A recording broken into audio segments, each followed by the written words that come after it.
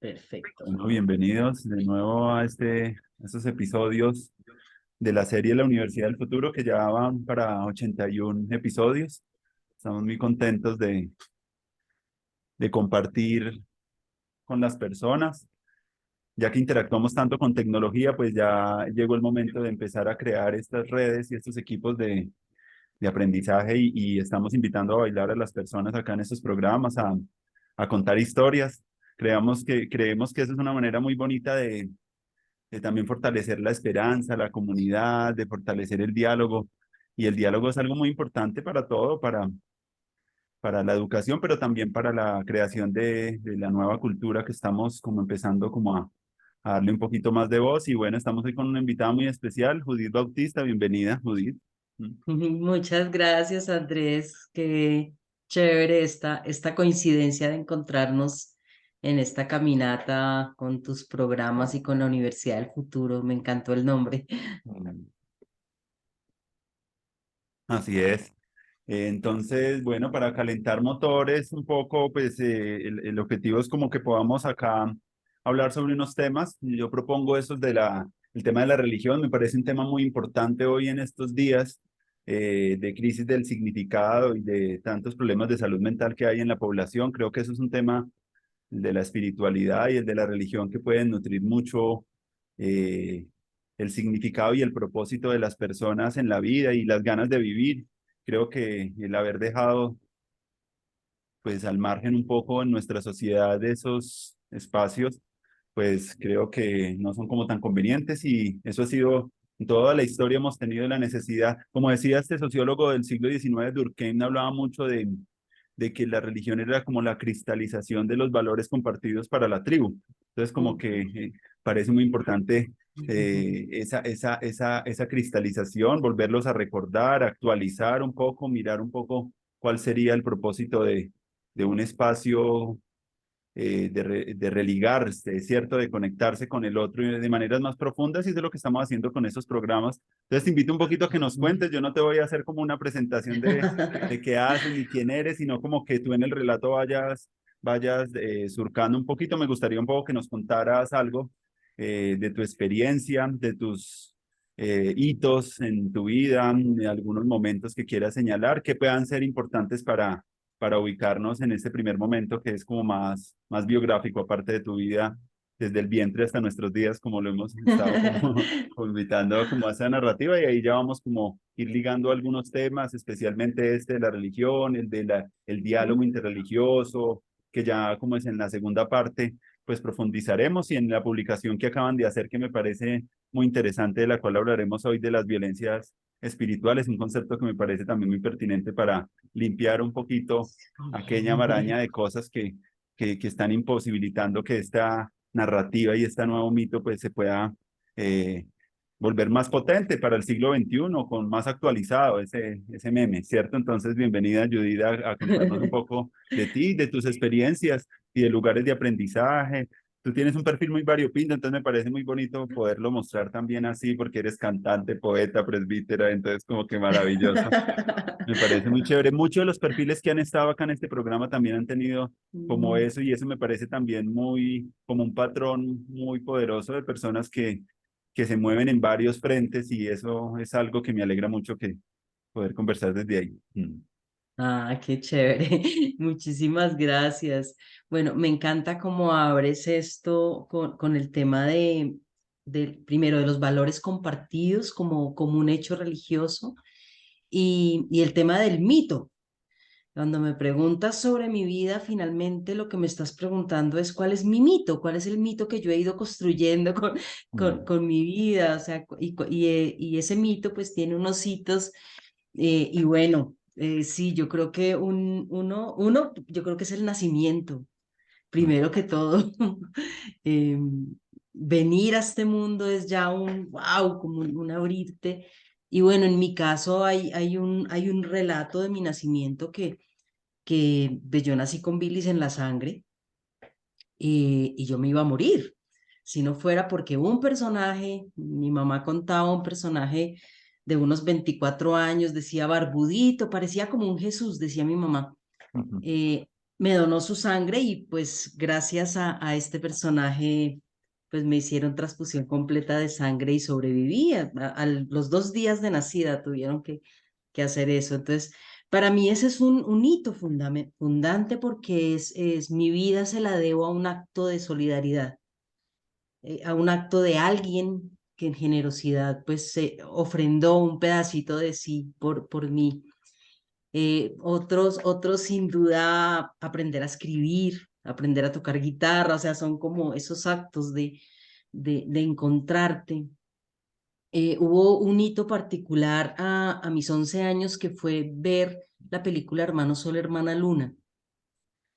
eh, que la versión actual está recortada, no tiene algunas escenas que tenía la que yo vi cuando tenía 11 años y recuerdo que algún día le dije a mi mamá, mami, ¿te acuerdas de una película que vimos que era esto? Y mamá me dijo, Hermano Sol, Hermana Luna. Y volverla a ver ya de grande me llenó de sentido, ¿no? Decía, yo quiero algo así es lo que yo quiero de mi vida y, y yo creo que realmente en mi vida sí ha sido primero una búsqueda de fidelidad a mí y a mi corazón, una búsqueda de fidelidad a unos valores como es el valor de la solidaridad, el valor de la verdad, el valor de la honestidad. Eh, Mi vida ha sido un esfuerzo constante, un empeño constante por por buscar eso, ¿no? Por buscar eso en medio de este mundo que nos volca tanto a la individualidad, al egoísmo, a, y una religión que también nos manda como a esa renuncia permanente de sí mismo. Y creo que mi existencia ha sido como balancear ambas cosas, ¿no? Como balancear el urgente reconocimiento del sí mismo, de lo que valgo, de lo que soy, de lo que quiero, de lo que espero, pero no en detrimento del nosotros, sino al contrario, en ese urgente rescate también de un nosotros, nosotras, nosotres. Y bueno, como tú dices, pues sí, he explorado muchos caminos, el camino de la literatura, el camino de la poesía, el camino de la música, el camino de la docencia, pues soy docente, el camino de la psicoterapia, me formé como psicoterapeuta. Y, pero yo creo que finalmente todo está dentro del mito, dentro del mito de mi vida, que es construirme como ser humano y ayudar a otros seres humanos a construirse a sí mismos, construir un mito que valga la pena. Es un mito que sea chévere, que sea bueno y que sea consciente, porque finalmente todos construimos algún tipo de mito y de narración de nuestra vida, pero no sé qué tan significantes resultan todos los mitos para sus contextos. Y lo que yo invito siempre a mí misma y a quienes me rodean es construya su mito con conciencia, construya su historia y que su historia tenga relevancia, así sea en su metro cuadrado, pero que sea relevante. Em, y sí, otro hito claramente ha sido, bueno, hay dos, la ordenación, ordenarme siendo mujer, acceder a esa posibilidad de vivir mi vocación sacerdotal y casarme, construir mi familia, dos cosas que, Mm. por lo menos en la tradición católica, católica romana, no son conciliables una ordenación con una vida de pareja. Pues afortunadamente en mi caso sí lo logré, pues lo estoy construyendo, ¿no? Mm, Por ahí va. Maravilloso, maravilloso. Yo he notado desde hace unos años, por lo menos en mi vida también, eh, como cierta sed de sabiduría, ¿cierto? Como de sabiduría. Ya después de uno haber, al principio en mis primeros años yo estuve con una vida muy enfocada al deporte y a la natación y al fútbol. Luego como entré a la universidad y ahí se abrieron otras ventanas muy importantes de examinarme a mí mismo, qué es lo que a mí cuál era como mi arquetipo principal, por decirlo así, cuál era lo que a Ujú. mí me gustaba hacer y me salía de una manera natural.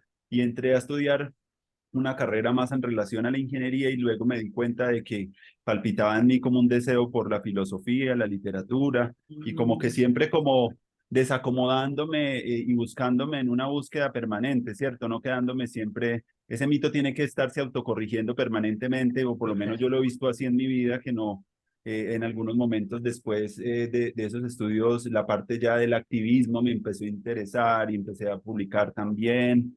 En ese tiempo no había internet, entonces era muy valioso lo que se escribía y construir con amigos como espacios de performance en Manizales eh, para, para decir cosas, para movilizar la conciencia frente a la vivencia de la ciudad. Entonces participamos mucho en espacios como con jóvenes de pensamiento y de filosofía y de escritura y de reflexión, y eso para mí fue como muy importante. Pero ya llegado acá a Bogotá, como en el año 2005, 2006, a finales del 2005 que llego acá, empiezo como pues una vida más intelectual en la pedagógica, como investigador y haciendo como... Pero llega un momento y como que uno dice que le falta algo más, ¿cierto? Como la necesidad como de conectar con verdades más profundas, como con un autoconocimiento más radical, sobre todo también con un trabajo con la parte, con las partes más íntimas de uno y más asombrosas y a veces más terribles y más sublimes, porque es encontrarse también con un mundo muy maravilloso, muy amplio, muy infinito, pero también con cosas que uno sabe que son parte de uno que también como están llamadas como a revisar. Entonces, como que a mí me llama mucho la atención en educación preguntarme eso, porque cuando empezó a trabajar, empiezo como en esa búsqueda de integrar un poco la sabiduría en el aprendizaje de las personas y el cultivo de las virtudes y de la generosidad, de esos valores que tú estás poniendo tan bellos como la solidaridad, el encuentro, la construcción, y eso empezó como a tomar una mayor relevancia que incluso los conocimientos de cómo hacer algo, procedimentales o los conocimientos más proposicionales, más teóricos, que siguen siendo importantes. A mí siempre me ha gustado como el conocimiento, pero como que sentí como esa hambre, ese hambre en algún momento, tal vez también eso tiene que ver con ciertos momentos de la edad de uno, ¿cierto? Del desarrollo psicológico que uno va necesitando como adulto empezar como a profundizar sobre esos temas. Entonces, como que me pregunto yo, cuando alguien tiene sed de sabiduría, ¿a dónde se dirige? Y a veces no tenemos todavía como a nivel social de una manera más amplia, espacios donde creo que es una pregunta que me parece muy importante como para conversar contigo, porque yo no siento todavía que esté todavía una red como parte del plan de ordenamiento territorial donde la gente pueda a diferentes edades ir a encontrar eso y a tener unos espacios donde pueda autoconocerse, limpiarse, explorarse con otros de una manera más abierta y más vulnerable. Eso me parece como un desafío para la sociedad y creo que pues parte de este Universidad del Futuro pues va a apoyar mucho ese trabajo de conocimiento más participativo en estos temas que tienen que ver con la sabiduría, con el crecimiento interior, con la exploración de la mitología, ¿cierto? Porque creo que el mundo moderno y posmoderno nos descolocó un poco de eso y casi tú miras la mayoría de autores como que no miraron con buenos ojos, excepto de algunas personas estuvieron ahí como tratando de recuperar a principios del siglo XX como, bueno, la sabiduría de Oriente y de Occidente y cómo podemos como volvernos más Ajá. espirituales en nuestras vidas y en últimas, cómo tener mejores relaciones, que la pregunta también, eso me parece muy interesante lo que tú planteabas, y es que muy paradójico cuando el mundo relacional es como tan importante que se prive a alguien que esté en un camino espiritual, que se le prohíba eso, cuando para mí una de las cosas que yo más agradezco en estos momentos en mi relación de pareja me ha hecho ver un mundo de cosas que yo por mí mismo yo no hubiera Sí. encontrado y incluso a replantearme mi propia masculinidad y encontrar una Ujú. nueva figura de ser hombre y una nueva figura de amar, de explorar mis puntos ciegos y mis prejuicios. Entonces, como que es una gran escuela y ahorita actualmente se habla mucho en el mundo espiritual también, por ejemplo, en el mundo budista de la sangha, como el espacio Ajá. de la comunidad de práctica que tú tienes con otros para crecer y para cultivarte de una manera más profunda. Entonces, estamos ahí y me parece muy interesante poder reflexionar un poquito contigo en este momento sobre esto, sobre esta espiritualidad en este contexto como de nuestras relaciones, que es lo que nos está invitando más Ujú. a profundizar como seres humanos. Sí, me parece súper clave esa pregunta que tú haces sobre a dónde ir. Si yo quiero estudiar música, pues ya sé que busco una academia de música. Si quiero, no sé, hacer deporte, sé que busco una academia de deporte o me voy a un parque. Y realmente es muy difícil porque casi que el único formato que nos enseñaron de búsqueda fue el formato religioso. Mm, O sea, usted busca algo de espiritualidad, busque una iglesia, mm, pero resulta que no todas las iglesias tienen esa capacidad realmente de ofrecerme una exploración del mundo religioso de una mm, manera sana, de una manera de crecimiento y que nos permita explorar la interioridad, que es un poco como el elemento que tú estás poniendo. Pareciera que el ejercicio religioso se queda solamente en prácticas externas, pero ¿dónde está esa ida hacia adentro? Mm, y ahorita, con este vacío que dejan las iglesias, pues también entra un montón de ofertas, un montón de posibilidades que no toda la gente tiene acceso a ello también, mm, que son grupos de meditación, que son grupos de autoayuda. Mm, o sea, es muy, muy complicado, muy complicado. Yo generalmente cuando las personas que llegan y me preguntan, Judy, yo quiero explorar mi espiritualidad, pero me toca meterme a una comunidad, me toca hacer. Entonces, yo generalmente lo que le digo es, primero piénsate cómo ves tú tu propia necesidad. Quizá tu necesidad es si es un espacio de soledad, mm, que indefectiblemente esos espacios de soledad se van a ver representados en otras formas de relacionamiento, en otras formas de estar en el mundo. El elemento que tú dices de sanga para mí ha sido fundamental. O sea, yo mm, toda mi vida he tenido mi sanga. mm, Desde que me conozco siempre he buscado grupos y he estado en grupos de autoconocimiento donde fácilmente, oye, mira, estoy sintiendo esto, estoy experimentando esto. Entonces, lo que yo le digo siempre a las personas es, primero, empiézate a observar a ti mismo, a ti misma. Aquí mm, estoy yo, digamos, y no soy la única que acompañamos, que escuchamos, que guiamos, y date el permiso de ir buscando la posibilidad de compartir con otros y con otras. A mm, veces ofrezco mi espacio, yo tengo una pequeña sanga que es un camino pequeño de un grupo pequeño que caminamos juntos y nos acompañamos, pero no siempre la persona está llamada a vivir de la manera que uno está viviendo su camino. mm, Em, pero yo creo que sí es importante. Por ejemplo, en la educación, mm, yo alguna vez con los profesores de sociales, yo estaba trabajando en el distrito y con los profesores de sociales empezamos a hacer unos ejercicios mientras ellos, por ejemplo, veían las religiones en su perspectiva social. Entonces la cultura maya, la cultura, bueno, inca. Yo en el área de religión empezaba a trabajar los valores de esa experiencia religiosa. Entonces, lo comunitario, lo que en algunos lugares se habla de los preámbulos de la fe, eh, que son estos valores humanos que deberíamos empezar a trabajar. O sea, tú mm, quieres trabajar lo religioso, piénsate cómo estás viviendo ciertos valores como el silencio, la escucha, mm, el autoconocimiento, cómo estás tú en el manejo de tu emocionalidad. No hablo de control, hablo de gestión de tu emocionalidad, de gestión de tu historia personal. Yo creo que esos son los primeros pasitos que uno da para vivir una espiritualidad. sí, ¿Cómo estás en temas de solidaridad? ¿Cómo mm, estás en temas de apoyar a otros y a otras? Yo creo que finalmente la religiosidad y la espiritualidad se juega en unas éticas de vida.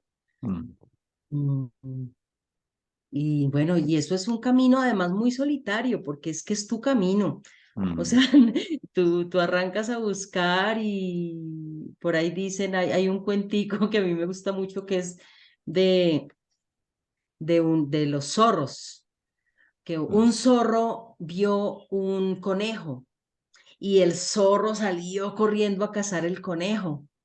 Y entonces los demás zorros se dieron cuenta, alimento a la vista y todos salieron corriendo detrás del otro zorro, pero el conejo corrió rápido y los zorros empezaron a cansarse y entonces los últimos en correr empezaron a dudar, ¿será que sí había alimento? ¿Será que sí había conejo? Y el único que permaneció en la carrera fue el que vio el conejo. Eh, y finalmente es un tema de darle, de construir, de buscar y de no cansarte en la búsqueda del conejo. Mm, sí, así es. Esa persistencia también es algo importante y es un valor importante en la espiritualidad porque usualmente a veces se perciben soluciones a veces como muy mágicas frente a problemas que son muy complejos de la existencia y como que se venden a veces soluciones muy rápidas.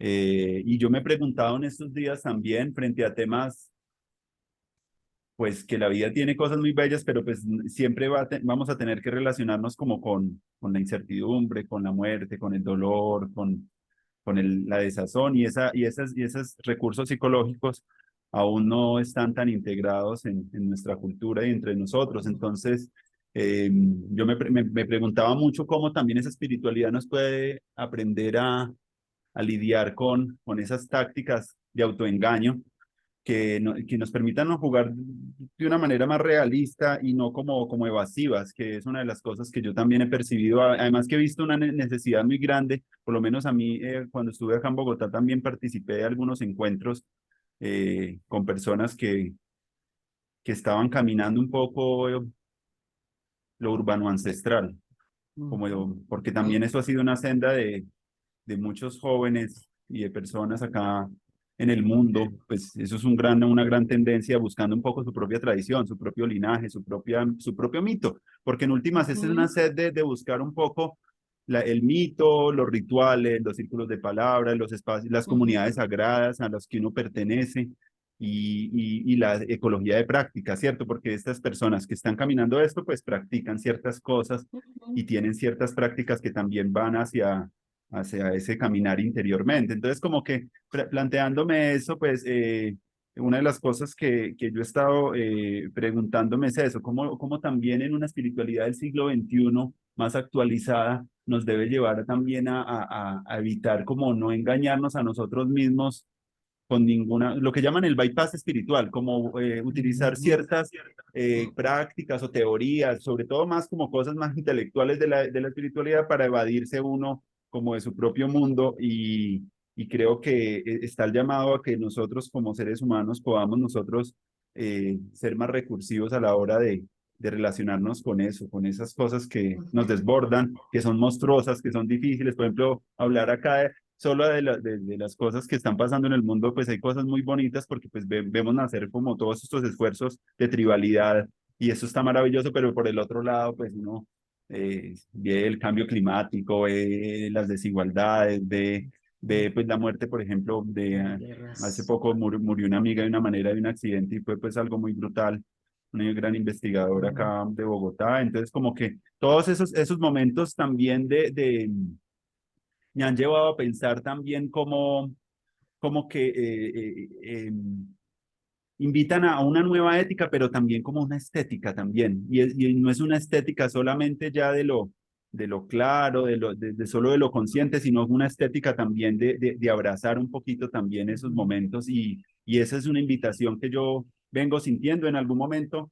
Veía que también fui consciente de mi propio bypass espiritual, de mis propias evasiones, porque uno todo el rato está como en ese ejercicio de autocorrección y de Ujú. mirar qué cosas van funcionando y qué otras no. Y me está llevando mucho que ese camino de la ética tiene que estar muy relacionado con esa estética y sobre todo en las personas adultas que se quedan un poco atrapadas en alguna visión y como que dejan de crecer. Entonces yo siento que mi vida como ha sido más experimental, más de empezar, más juguetona, ¿cierto? Más como un niño así, como decía Nietzsche, un niño jugando a las orillas del mar. Siento que esa mitología tendría que también ser como algo que debe estar siendo objeto de revisión y de construcción y no es algo que uno hace solo, sino que uno la hace con un grupo, la hace con una comunidad y Ujú, va creciendo comunitariamente. Yo siento que eso es una cosa y ahorita que por ejemplo, en el caso de una de las cosas que a mí me han enseñado como paradójicamente ese crecimiento más rápido es acercarme como a la muerte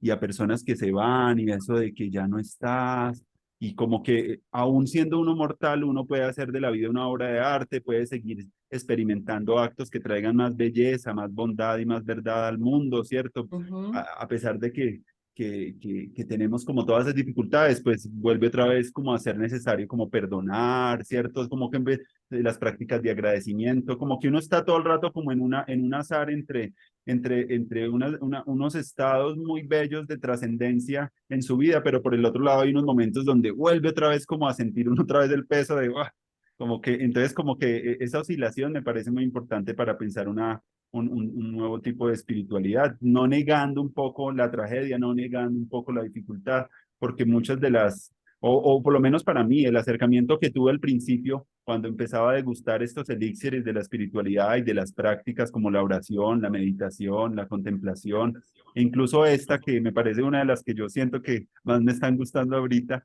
y los sufistas la tenían muy clara, que llamaban el Sovet, como el diálogo ujú, espiritual. Y ese diálogo espiritual es muy valioso como práctica de autoconocimiento, como conversar. Y en mis clases y en mis experiencias pedagógicas he empezado como a abrir espacios para eso, para dialogar, como llamamos acá, de ujú. corazón a corazón, diálogos del alma, espacios donde la gente pueda como expresarse y contarse las historias de una manera más especial. Y ahí empiezan cuando se abren esos espacios, empieza también a surgir también esa conciencia de que todos hemos pasado por situaciones pues terriblemente confrontadoras, conmovedoras, como, y esa habilidad, esa una habilidad muy importante, empezarla a trabajar en un tiempo donde hay mucha gratificación instantánea, donde todo lo conseguimos rápido, mucha comida rápida, ¿cierto? Pero entonces, y en lo espiritual, esas comidas rápidas no, o un atajo para llegar a alguna parte no se puede generar como lo que llama este psicoterapeuta Robert Augustus Master, él dice, no podemos, cualquier atajo que queramos hacer a eso, lo que nos estamos es como quedando atascados. Ahí no se puede generar ninguna escalerita rápida, sino que son procesos día a día de una constancia, de una práctica, y me ha parecido muy bonito. Todo eso que te estoy contando, eso fue lo que me dio también la pandemia, porque la pandemia nos hizo como Sí. crear ese frenón y como así, no teníamos el control de todo, somos frágiles, la vida es algo como muy, como que, y muy bonito, Juli, para darte la palabra y escucharte.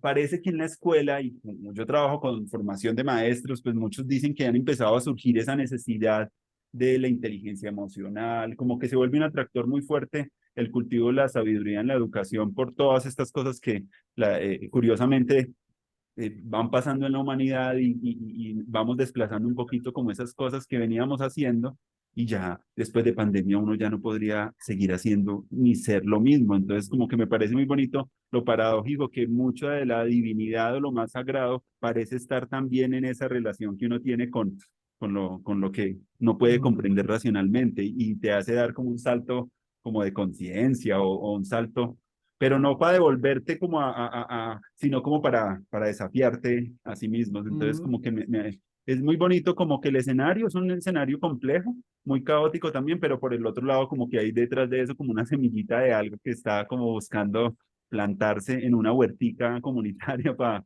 que salgan toda esa huerta de valores para todos, como todos pueden comer de ahí, pero porque todos han sembrado esa semilla ujú, y esa semilla sacarla de nuestro ser y compartirla es una de las cosas que estamos haciendo con esto de la Universidad del Futuro y el principio de la amistad.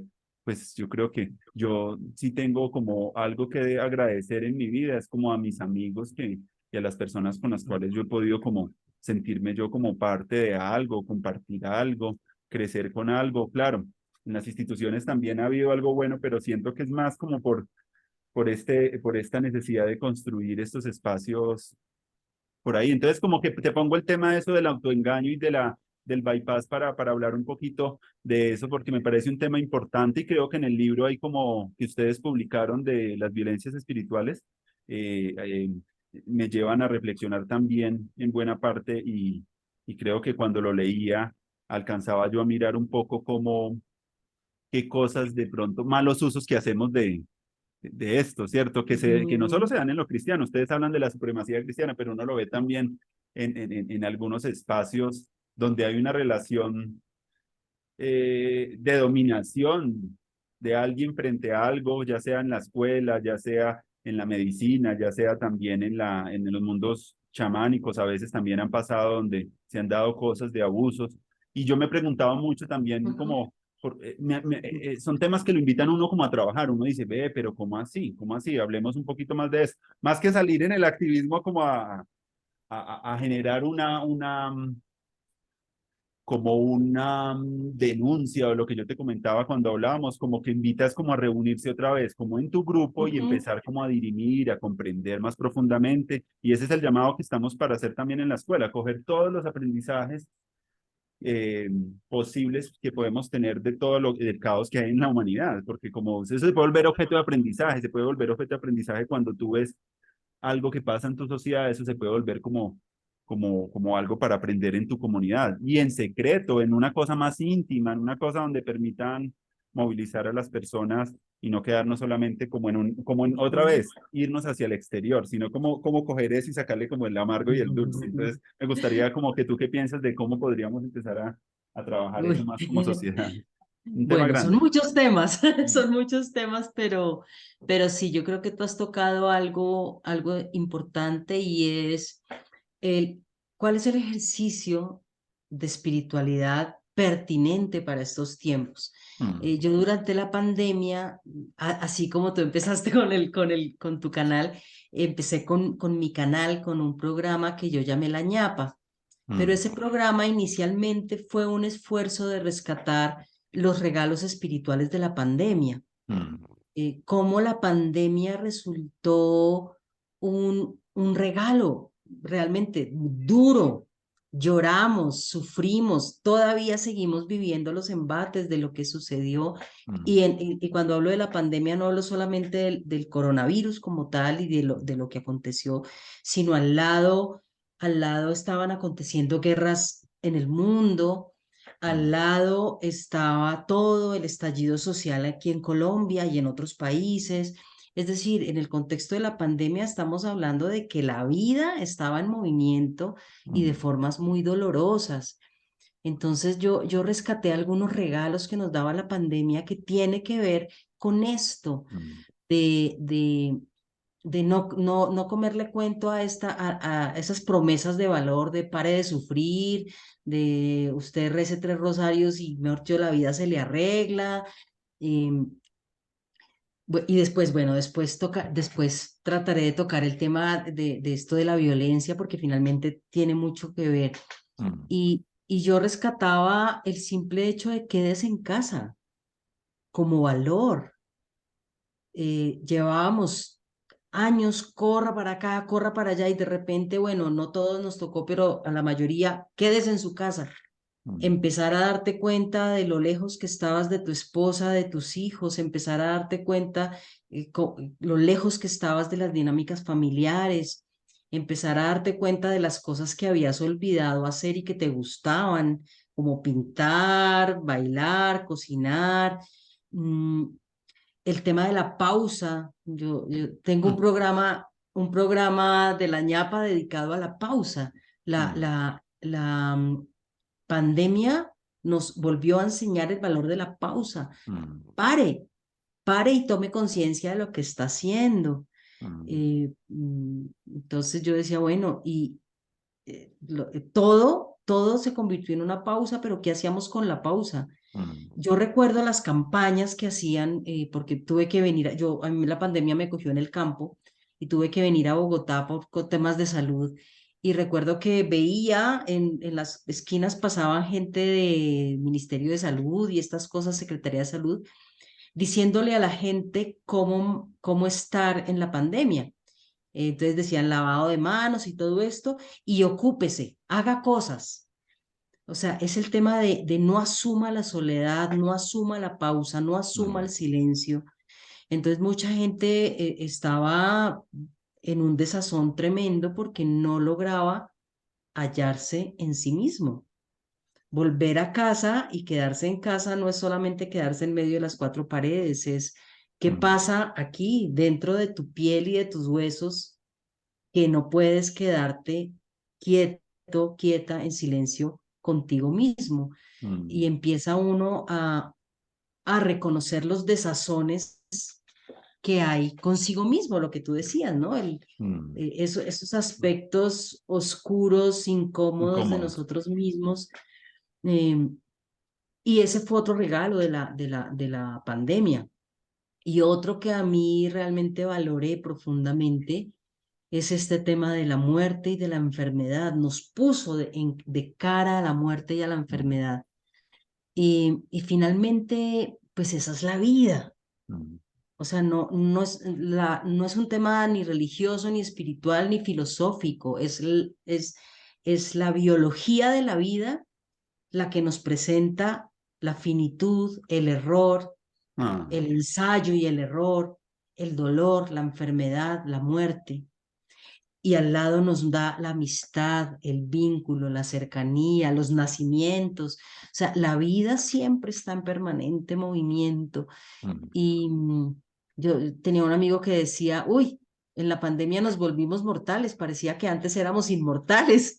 así es. Y y yo creo que una espiritualidad sana implica el reconocimiento de lo que es la vida. Mm, O sea, no se trata de que siempre estés bien, no se trata de que siempre estés dando gracias, porque también hay otras falacias allí.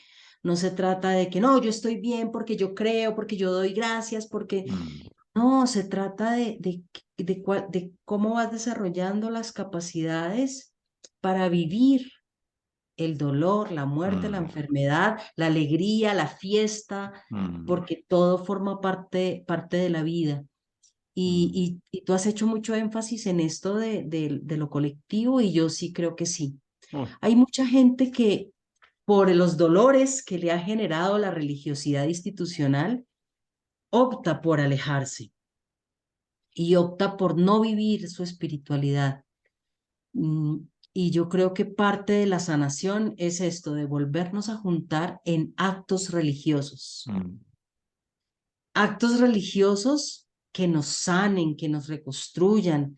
Y actos religiosos en el sentido mismo que tú usaste al inicio, es decir, actos que vinculen los valores que nos mm, hacen mejores seres humanos. No me refiero a ninguna religión, a ningún camino espiritual, pese a que mm, muchos de estos caminos espirituales pueden ofrecer alternativas interesantes. mm, Pero viene esto otro que implica un discernimiento, que es lo que tú rescatas del libro que escribimos, y es el tema de la violencia espiritual. Yo no sabría decir si tiene que ver, digamos que estas violencias espirituales no solamente acontecen en el contexto cristiano, acontecen en contextos de caminos espirituales andinos, ancestrales, acontecen con gurús que dicen traer la sabiduría de Oriente, tanto mm, desde el budismo como del hinduismo. eh, pero yo sí creo que aquí en América Latina, el caldo de cultivo que eso ha generado viene por toda la fuerza que tuvo la supremacía cristiana a lo largo de muchos años en Colombia, que nos hizo creer que había gente espiritual y el resto. Entonces, ese espiritual que además por lo general estaba cerca a los reyes, a los gobernantes, eh, tiene la potestad de decidir quién es bueno y quién es malo. mm, Entonces, eso hace que la gran cantidad del pueblo colombiano, latinoamericano, no se sienta digno espiritualmente.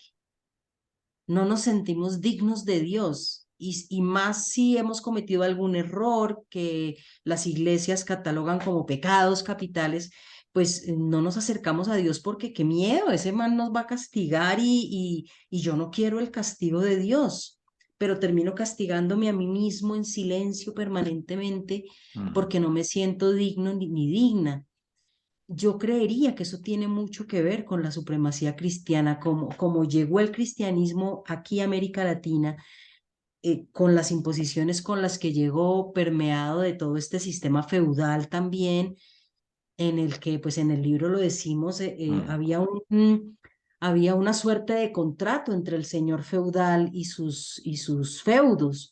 Entonces, listo, yo hago un contrato contigo, tú eres mi líder espiritual y yo te sirvo incondicionalmente y no tengo la capacidad de cuestionar ni rebelarme ante mi líder espiritual, sea del corte que sea.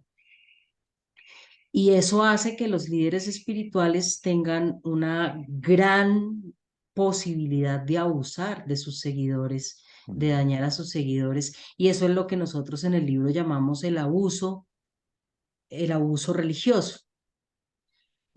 Por otro lado, está también el tema de violencia espiritual, que es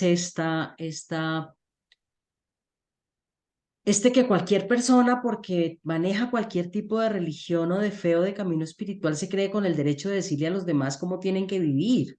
Mm, Y entonces es una violencia que ejercemos mutuamente unos sobre otros y otras.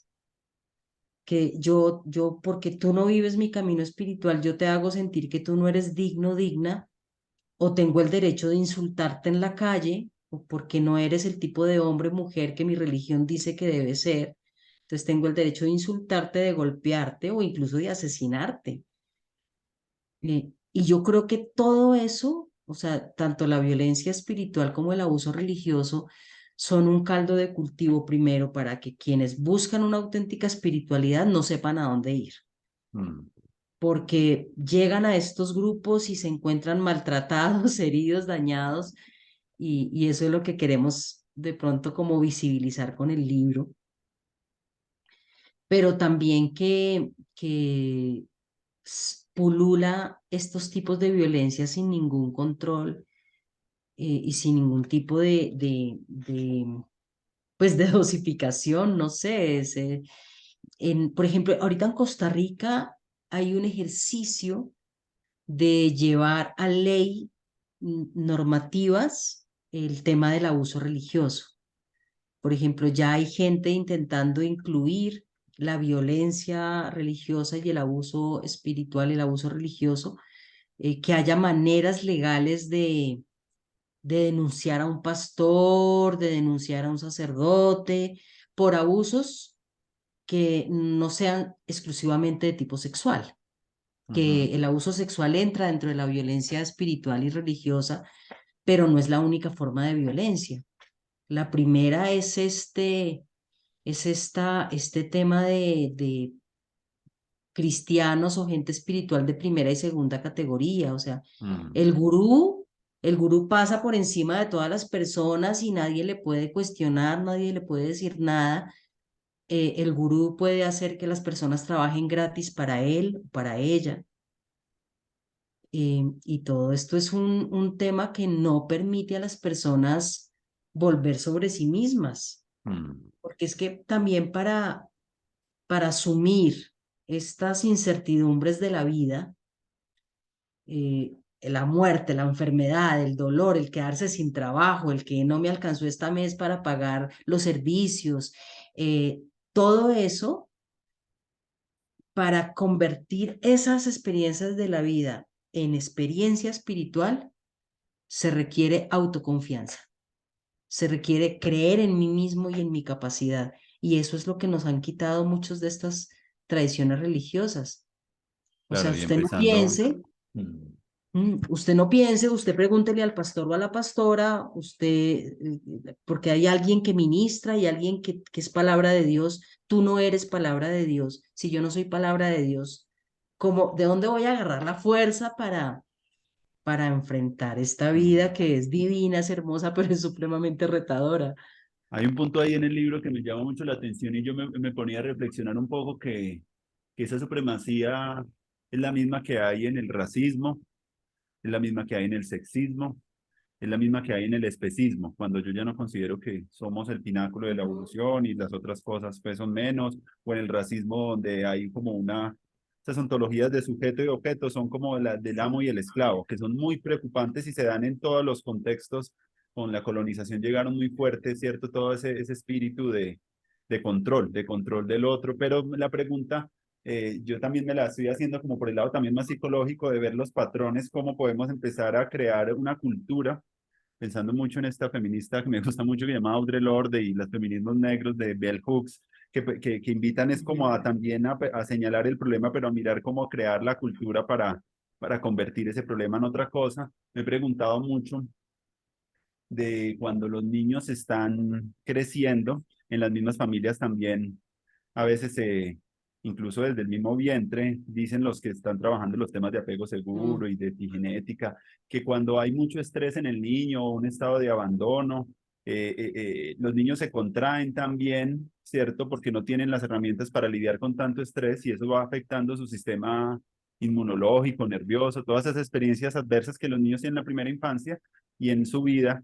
pues van haciendo que se contraigan y pierdan la confianza. Incluso son los que más fácilmente van a sentirse más atraídos por esas culturas más dominantes. Y entonces como que ir también a eso es señalar como lo sistémico de eso, de todos esos procesos que mencionaba, pero también me parece interesante empezarlos a integrar con lo psicológico y como con la gestación y como la crianza y esos procesos para poder también ir desenredando un poquito esos nudos que también están en esas pequeñitas escalas, ¿cierto? Y que mm, también son los que hacen que la gente vea en Trump o en Bolsonaro como aquellas personas que te van a resolver las cosas. Sigue generando ese mismo vínculo, pero siempre son como las personas que han estado como con mayores dificultades y con menos privilegios. Entonces, como en esa conciencia, tendríamos que empezar a pensar como para eliminar esas violencias espirituales, también ir un poquito a esos punticos ahí de la crianza, de la familia, de los procesos de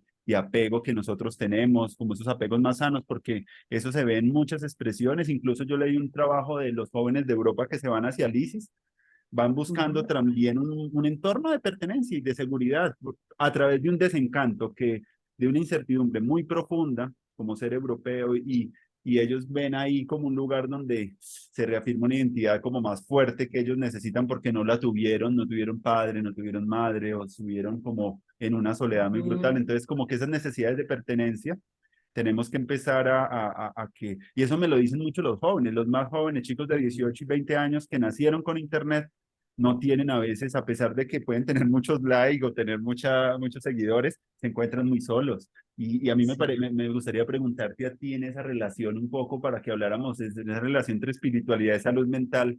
Me parece que es un gran tema, ¿tú cómo la ves? Porque creo que hay relaciones y me gustaría que agarráramos eso por un hilito. Uy, Mm. eso es profundísimo. Muchas personas reemplazan la espiritualidad por la salud mental y usan un poco el bypass espiritual, o sea, usan la espiritualidad como soporte para sobrevivir a un montón de cosas internas que requerirían más psicoterapia que espiritualidad. Ujú. Y la psicoterapia, lógicamente, aporta la espiritualidad.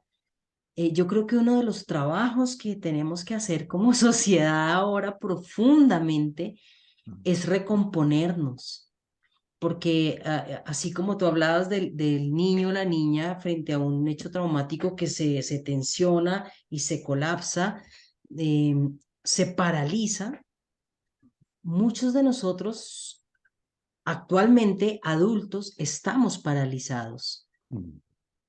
sea por experiencias que trajimos de nuestra infancia, o sea por esta loca violencia que nos marca. Una de las cosas que más colapsa a una persona son las violencias sistemáticas. Yo cada vez que me subo al Transmilenio me tensiono Me subo 5 días a la semana, Transmilenio, a veces 6. Eh, Estoy hablando de Judith, pero estoy hablando de muchos trabajadores a lo largo y ancho de Bogotá y de muchas mujeres, que las mujeres somos quienes más tensión sentimos de usar el transporte público. Esas violencias sistemáticas y sostenidas en el tiempo son absolutamente dañinas para la psique del ser humano. Entonces, yo sí creo que la salud mental no se sana solamente con psicoterapia, perdón, con espiritualidad, aunque mucha gente lo diga, ¿no? No, para qué Dios, para qué psicólogo si usted tiene a Dios? Mm, He visto muchas de estas expresiones. Mm, Entonces, si no hay una psique armada, si no hay una mm, psique más o menos sana, digamos que la neurosis, todos llevamos ciertos tipos de neurosis, pero una psique más o menos consolidada puede permitir una espiritualidad sana.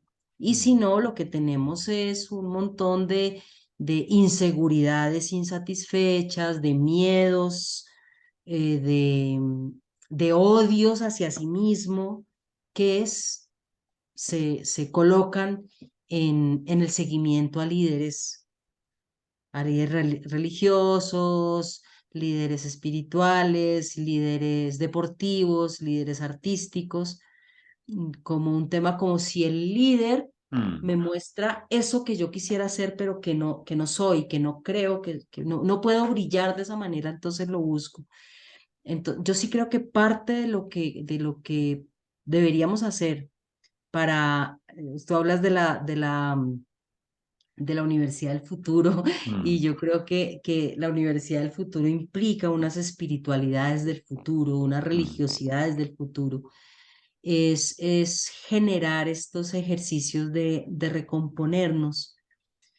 Yo creo que también los jóvenes están buscando nuevas formas de tribalismo, mm, ya no es la familia tribal de ujú, antaño, pero sí son tribus mm, que, digamos, una parejita tiene su bebé, pero este bebé crece al lado de otras parejitas, de amigos, amigas, ya no es el tío, la tía, pero sí son estos nuevos tribalismos que permiten mm, eh, que primero que todo, sí, los niños y las niñas podamos generarles espacios seguros donde ser y vivir, espacios de libertad.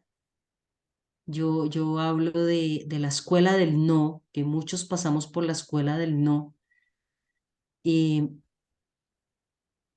y cómo les propiciamos a los chicos y a las chicas, a los niños, a las niñas que vienen creciendo, eh, no una escuela del sí, yo hablo de una escuela con un adecuado balance entre el sí y el no, sí, claro.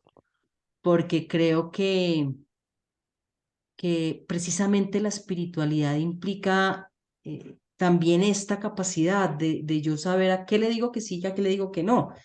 Porque yo digo que en Colombia estamos enfermos en nuestro desbalance entre el sí y el no.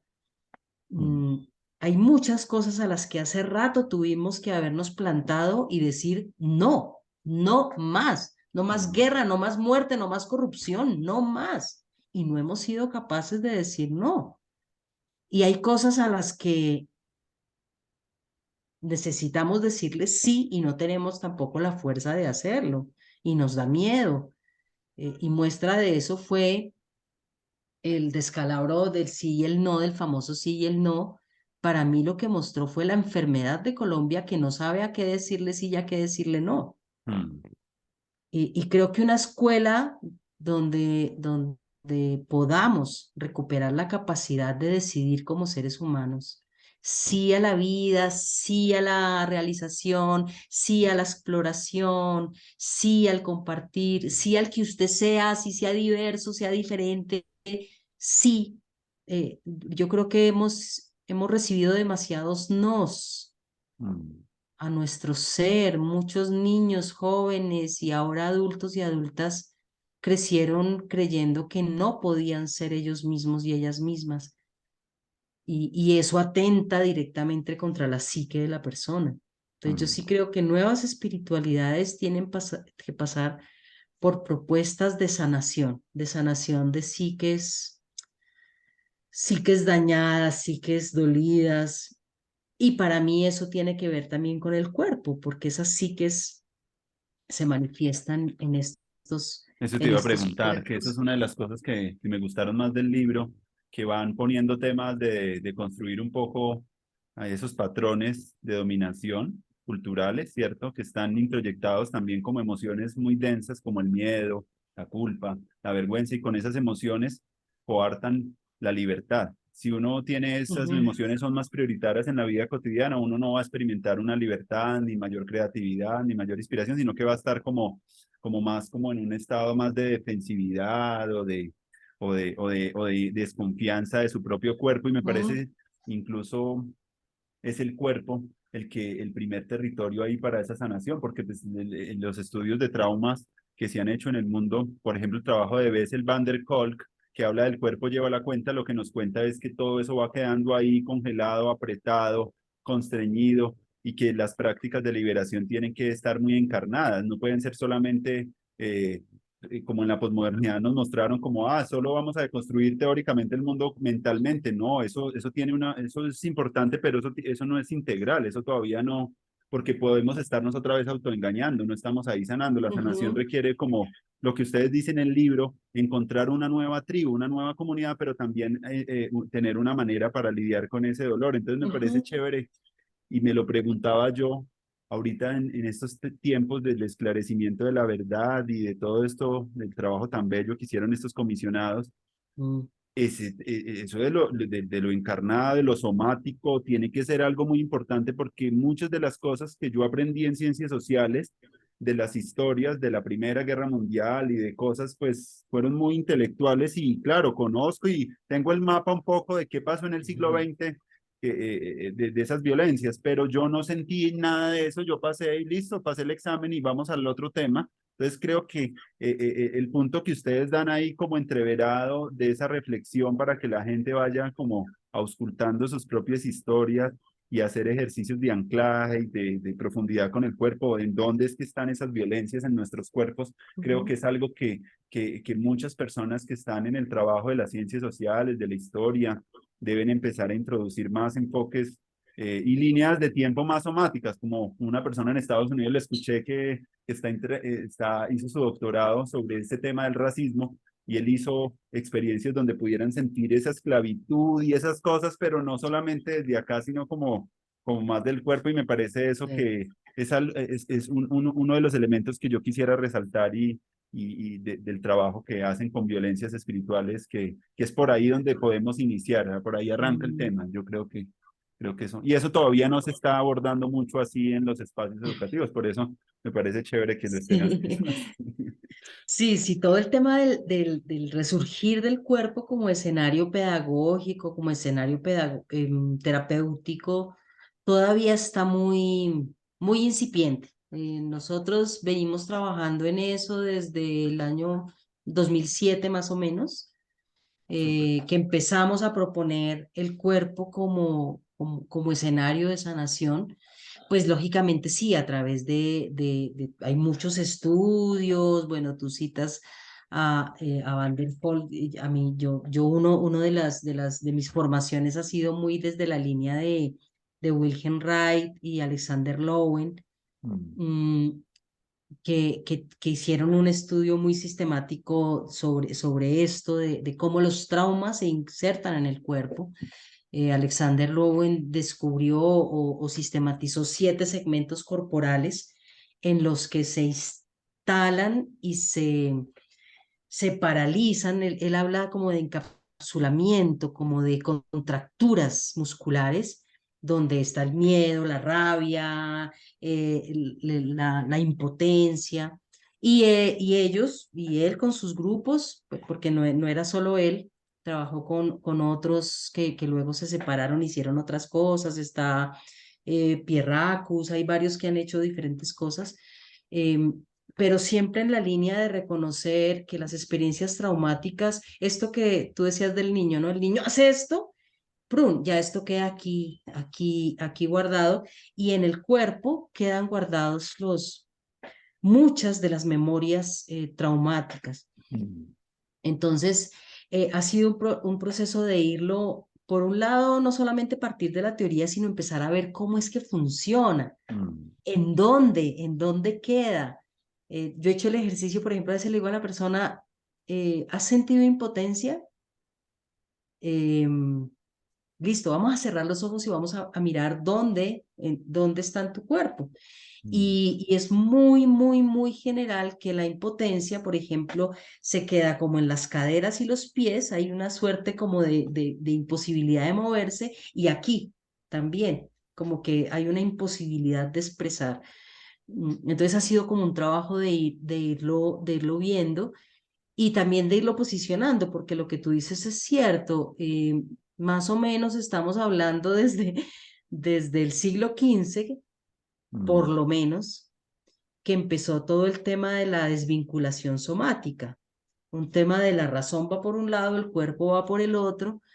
mm, Las ciencias sociales y las ciencias en general, entonces, y las matemáticas, las ciencias exactas, se quedaron solamente trabajando con la mente y hubo una sistemática desvinculación somática de nuestro cuerpo, de nuestra psique, y la religión ayudó, porque entonces la mm, religión puso la espiritualidad por allá en algún lugar que no se sabe dónde, mm, porque no se sabe en qué lugar de todo este cuerpo está el alma, según las espiritualidades, pero entonces el cuerpo pasa a ser un terreno de lo malo, de lo prohibido. Mm, y eso es parte de la forma como nos quitaron nuestra fuerza. Al quitarnos el cuerpo, nos quitaron nuestra fuerza, nuestra capacidad. mm, Y yo siempre doy el ejemplo tan cotidiano que llegamos a final de año y la tenemos clara. El próximo año voy a hacer esto y esto y esto y y voy a empezar a hacer deporte y voy a empezar a hacer dieta y voy a empezar a hacer un montón de cosas. Y llega marzo y no hemos hecho nada. Empezamos en enero, 2, 3 días juiciosos de ejercicio. ¿Qué pasó ahí? Estaba claro acá, pero no está incorporado, el cuerpo no tiene la energía. mm, Entonces, lo que hemos hecho con estos trabajos es, por un lado, comprender cómo los traumas están afincados en el cuerpo, cómo limitan el accionar de la persona y como tú dices, no basta con denunciar, sino que hay que hacer cosas, mm, es movilizar los recursos del cuerpo, porque pese a que estemos desvinculados, el cuerpo tiene la información. Y si no, córtese un dedo desde que no tenga problemas de azúcar en la sangre, el cuerpo solo va a sanar. Esa herida se va a cerrar por sí misma. Entonces el cuerpo tiene unos recursos muy, muy mm, poderosos de autosanación, pero hay que movilizarlos, mm. Yo porque veo los mucho acá en tenemos. comunidades colombianas afro que tienen como unas prácticas, los alabados, el bullerengue mismo, como algunas prácticas que curiosamente están muy enfocadas a lo corporal. Incluso han sido sus mecanismos de resistencia para lidiar con eso. También el lumbalú en Palenque para hacer los Sí. rituales de tienen como una relación, pues, más desde el canto y la danza, que me parece muy importante en los espacios educativos, independientemente de lo que hagamos, empezar a introducir más prácticas de expresión como corporal. Y una línea de las que yo siento un vacío ahí muy enorme y me gustaría también preguntarte, porque no es un tema que a veces se conecte, pero creo que habría que pensar en esta nueva espiritualidad, la relación con la sexualidad.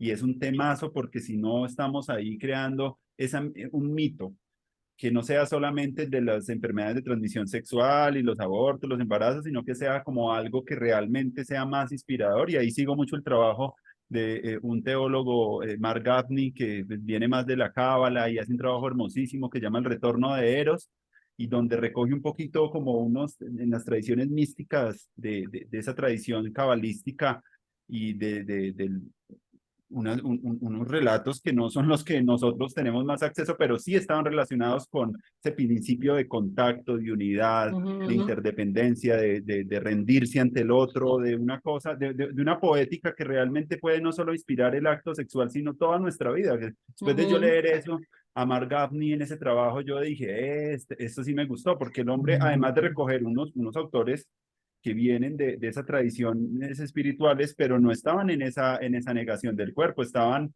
y algunas autoras y algunas poetas, no recuerdo los nombres, pero yo leía esa poesía y yo sentía de poesía erótica que yo decía, qué maravilla, mujeres, hace ujú, unos años y siglos, y me ha gustado mucho empezar a explorar ese tipo de tradiciones para traerlo porque pues también la poesía también es una expresión del alma y ver eso como que tan fusionado como incluso en el sufismo también hay un toque ahí ujú, como muy amoroso en su poesía, Rumi, todos esos autores, como que se puede también empezar en ese diálogo interreligioso a cruzar un poco esas fuentes para buscar esa nueva narrativa que estamos buscando.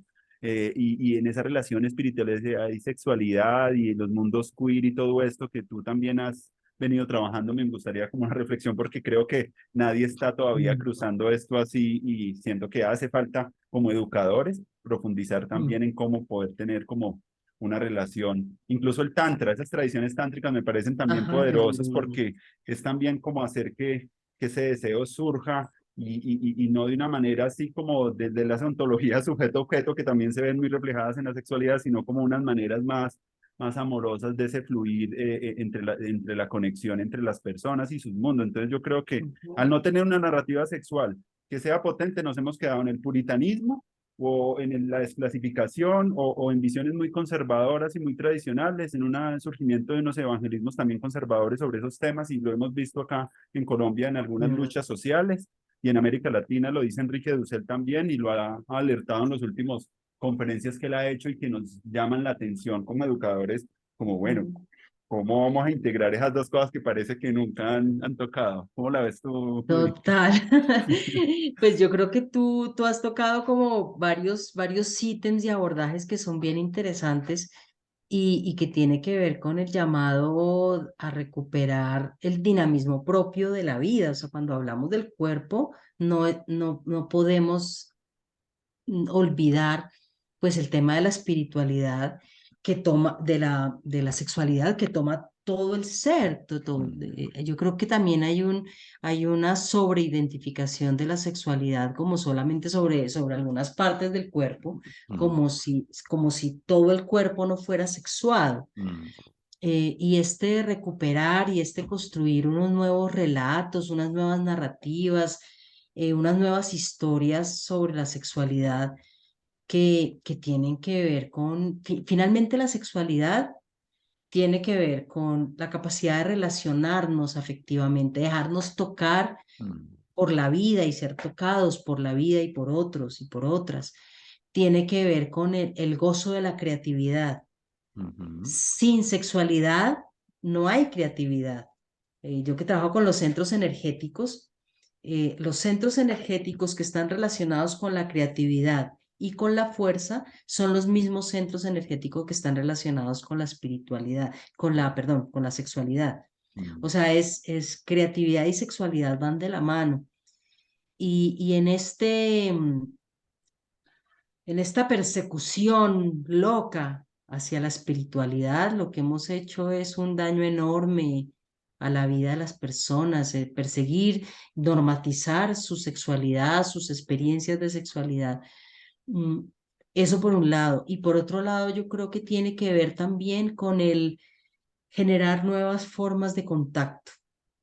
mm, Esta locura de no poder asumir la sexualidad como parte de la vida nos ha llevado a tener extremos o pretender ser asexuados y no hablar de eso, no tocar eso, no reconocer eso, y también a generar unas enfermedades pues que han llevado a abusos, han llevado a abuso de niños, abuso mm, de personas mayores.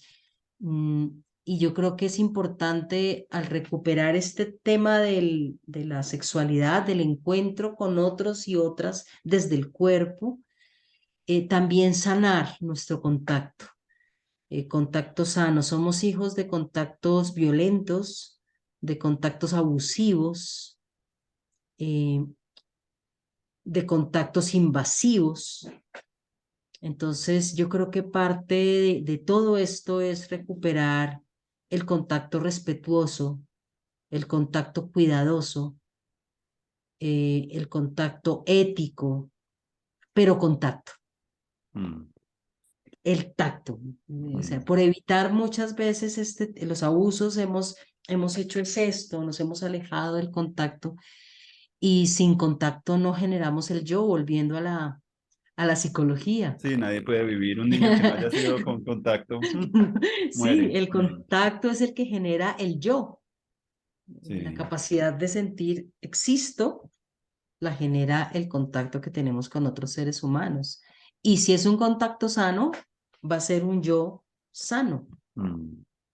Ahí veo también muy útil las prácticas corporales del deporte y las artes marciales, sobre todo para que la gente también, el jiu-jitsu y estas prácticas que en algunos Ujú, momentos donde estemos en alguna situación de conflicto, pues no nos quedemos congelados, sino que tomamos una posición también, pues más adecuada. Obviamente no para dañar al otro, sino en algún momento siento que esa tendencia puede ser muy importante. Incluso una chica en Estados Unidos que fue acosada, ella montó un dojo porque se dio cuenta de que en muchos de esos acosos a veces la gente queda como quieta porque también ha pasado por otros momentos donde no ha tenido las herramientas. Entonces ella monta ese espacio buscando que las mujeres tengan algunas herramientas, sobre todo porque han sido más víctimas de abusos que los hombres, y eso yo ujú. lo he notado Sí, mucho sí, cuando yo sí. medio hablo de esos temas de género, que la Universidad del Futuro debe tener un capítulo de reflexión y un grupo de personas muy inquieto en profundizar sobre estos temas de una manera más integral, más de más perspectivas, más profundo, porque es un tema para mí que es absolutamente importante. Y yo me pregunto ahí alrededor de una pregunta que me surgía mientras yo te escuchaba hablar, es como lo andrógino y lo trans. ¿Qué nos está diciendo eso a nosotros como educadores y como personas para comprender qué otras cosas? Porque yo creo que en esos binarismos, ¿cierto? Y en esos lugares como otra vez de las ontologías del sujeto y esencialistas, vienen a volver a resquebrajar y a pesar de que yo no soy trans, yo quisiera poder comprender un poco más qué eso nos está diciendo para nuestro mundo e incluso para nuestros propios reconocimientos de las diferencias como personas y de la expresión también o de otros cuerpos, ¿cierto? Es Ujú, como una señal ahí, algo que me parece profunda. Yo a veces no la comprendo tan bien, pero ujú. me parece mucho interesante poderte preguntar a ti eso de ese activismo queer y de las teólogas sinvergüenzas, porque me parece un mundo que para mí puede ser fascinante. Imagínate esa relación ahí entre lo queer y lo religioso, que uno dice que son dos cosas que uno no pondría ahí y alguna persona tradicional saldría corriendo, pero me parece que ahí hay una semilla ahí potente, bacana, poderosa también para empezar a pensar en esas cosas que no son como tan Ujú. identificables. ¿Qué podrías hablar tú a eso de los activismos queer y de ese proyecto también para ir como redondeando nuestra conversación? Vale, sí, pues primero que todo es ubicar esta diversidad sexogenérica dentro de la diversidad de la vida misma. Mm, Muchos estudios han encontrado que estos mismos expresiones de la diversidad que están en los seres humanos están en muchas especies. Hay peces que son todos machos y al momento del apareamiento uno o unos de ellos se convierten en hembras para procrear.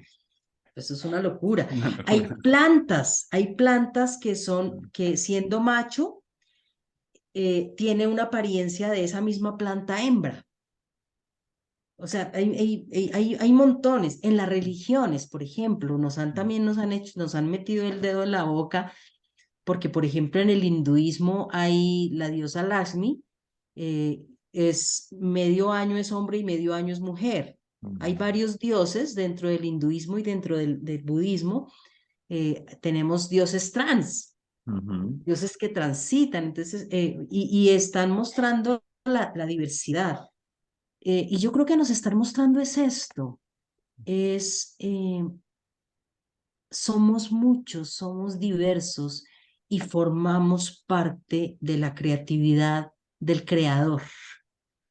Es como si desde el mito de la creación, desde el relato de la creación, a mí me gusta leer a este Dios, diosa, creador, creadora, que crea en diversidad y que pese a que ahora es más visible, eso no significa que sea nuevo.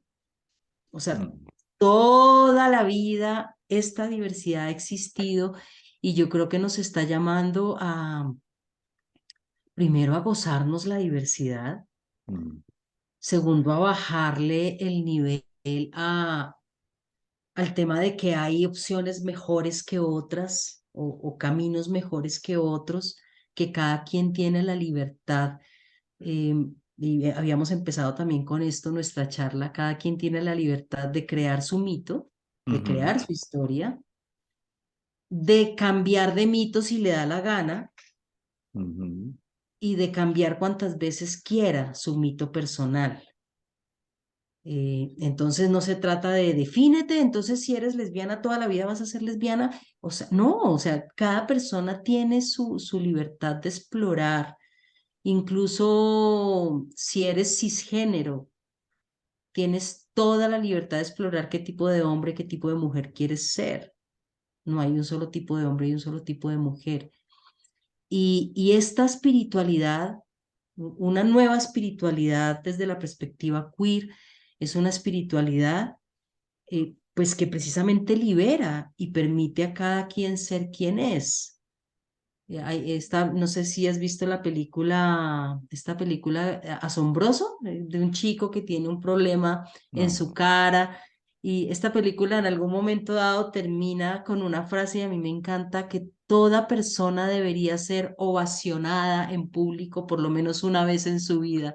Ujú, Y es ese tema de sentir que vales, que eres, que, y que tienes un lugar en el mundo. O sea, ya basta de pensar que hay personas que no pueden tener un lugar entre nosotros como sociedad.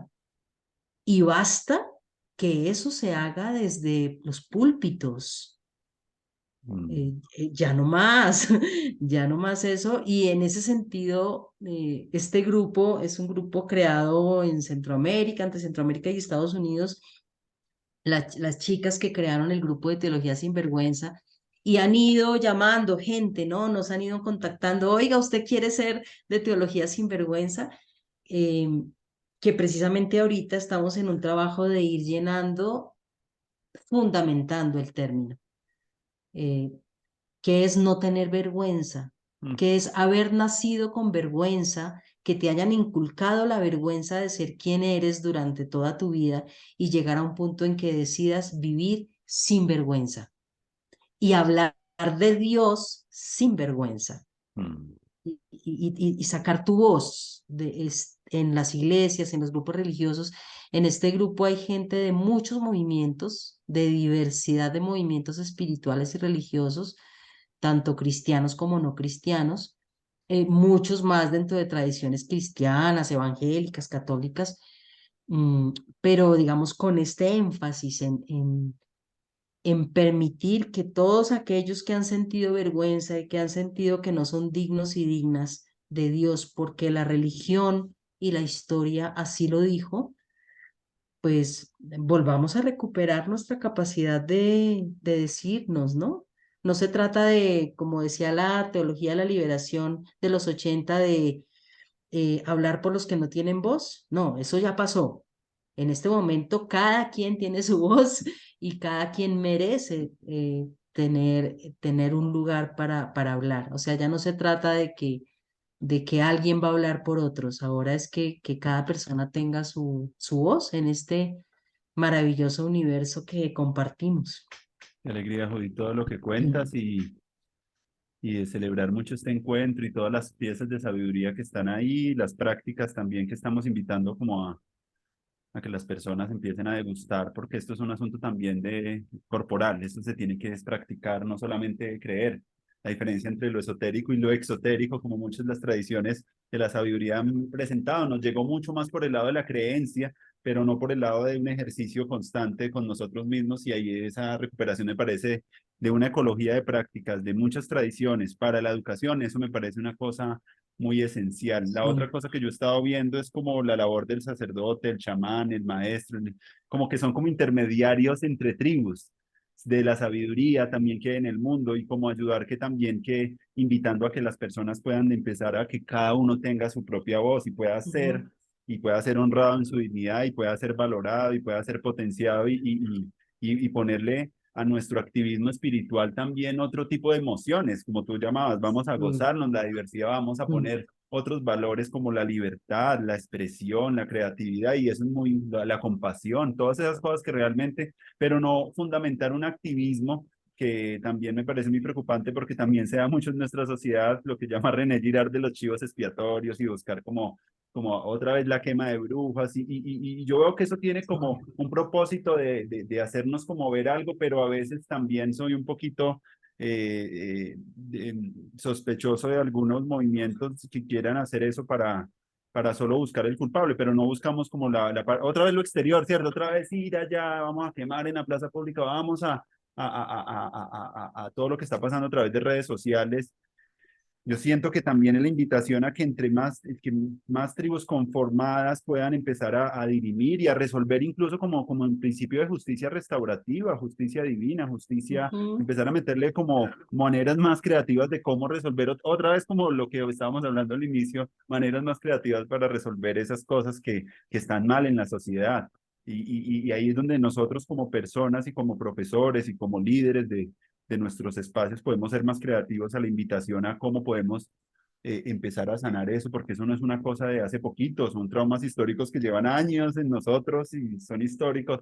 Entonces me parece muy bonito como todo el encuentro que acabamos de tener contigo, de haber también explorado un poco algunos elementos del libro que acaban de publicar de violencias espirituales. Creo que es un tema muy importante. Ojalá puedan seguir viniendo otros libros en esa cosecha Mm. ya más alrededor de ese mito, ya más en lo constructivo de por dónde podemos empezar a caminar, porque ya está ahí la deconstrucción muy clara y los ejercicios también de autoindagación, pero yo sé que pueden haber otras piezas de escritura alrededor de cómo ir articulando estas cosas que no, incluso las provocaba yo acá en el encuentro para empezar a hablar de ellas, hay mucho que contar ahí, entonces te agradezco, no sé, de pronto te he preguntado mucho si quieres terminar con algo, algo que quieras decir que no hayas dicho, alguna cosa que se te venga en mente, pues sería ya para ir empezando a redondar nuestro encuentro, Judith. No, muchísimas gracias. En mente queda el reto de continuar caminando, de continuar creando caminos, ¿no? Sobre todo de cómo llevamos esto a los contextos específicos, que han sido contextos específicos que han vehiculado estas formas de violencia, estas formas de ruptura, como son la escuela, la familia, el, las religiones y las religiones institucionales. Y nada, muchísimas gracias por tu espacio, esperando que sigan viniendo muchos más videos y muchas más conversaciones.